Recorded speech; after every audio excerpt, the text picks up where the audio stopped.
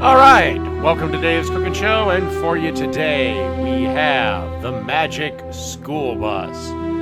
This starts off with a shot or 1.5 ounces of tequila, followed by 1 ounce of OJ,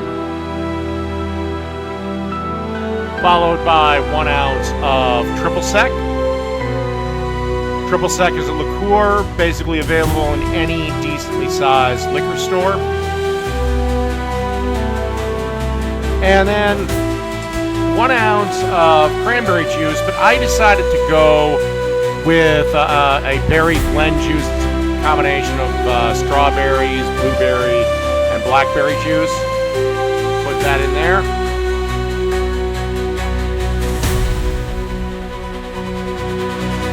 And then just pop the top on our shaker here.